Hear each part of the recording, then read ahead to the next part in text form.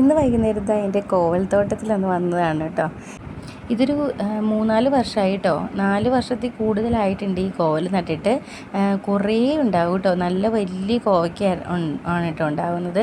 അപ്പോൾ ഇപ്രാവശ്യം ഇത് പോയി. സാധാരണ ഞാൻ എല്ലാ വർഷവും ഇതിൻ്റെ സീസൺ കഴിയുമ്പോൾ ഞാൻ വെട്ടിക്കൊടുക്കുവേ. അത് കഴിഞ്ഞ് പിന്നെ അതുപോലെ തന്നെ അത് കിളുത്ത് വരും കേട്ടോ. അങ്ങനെ ഞാൻ കയറ്റി പടർത്തി കൊടുക്കണതാണ് കേട്ടോ ഇത്.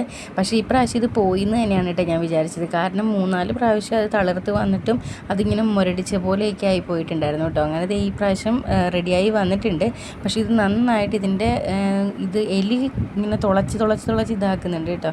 അത് കഴിഞ്ഞ് അങ്ങനെ ഞാൻ ഇത് നോക്കുമ്പോഴാണ് കേട്ടോ അതേ ഒരു ഇലയിൽ 4 പുഴു ഉണ്ടായിരുന്നു കേട്ടോ. 4 നീളത്തിൽ ഒരു പച്ച കളറിൽ തന്നെ ഇരിക്കുന്നത് കൊണ്ട് തന്നെ ഇത് അങ്ങനെ ശ്രദ്ധിക്കില്ല കേട്ടോ. ഇത് കണ്ടോ, നല്ല നിങ്ങൾക്ക് കാണാവോ.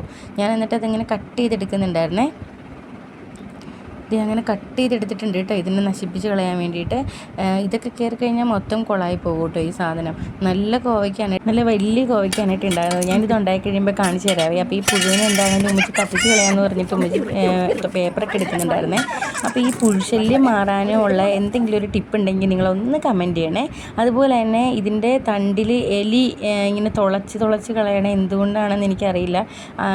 ഇങ്ങനെ തുളച്ച് വരുമ്പോഴത്തേക്കും അത് ഫുള്ള് നശിച്ച് പോവുകയാണ് കേട്ടോ. ഇതിനൊക്കെ എന്തെങ്കിലും ടിപ്പ് ഉണ്ടെങ്കിൽ നിങ്ങളൊന്ന് പറഞ്ഞു തരണേ. അങ്ങനെയാണെങ്കിൽ കമൻറ്റ് ബോക്സിൽ ഒന്ന് കമൻറ്റ് ചെയ്യൂ കേട്ടോ. ഈ പുഴുശല്യം മാറാനായിട്ട് മെയിനായിട്ട് അറിയാവുന്നവരുണ്ടെങ്കിൽ ഒന്ന് കമൻറ്റ് ചെയ്യണം കേട്ടോ. ഒരുപാട് കോവയ്ക്ക് ഉണ്ടാകുന്ന കോവലാണ് കേട്ടോ. ഇപ്പോൾ തന്നെ കുറച്ചുണ്ടായി വന്നിട്ടുണ്ട്. അപ്പോൾ ഇന്നത്തെ വീഡിയോ ഇത്രയേ ഉള്ളൂ. അടുത്ത വീഡിയോയിൽ കാണാവേ.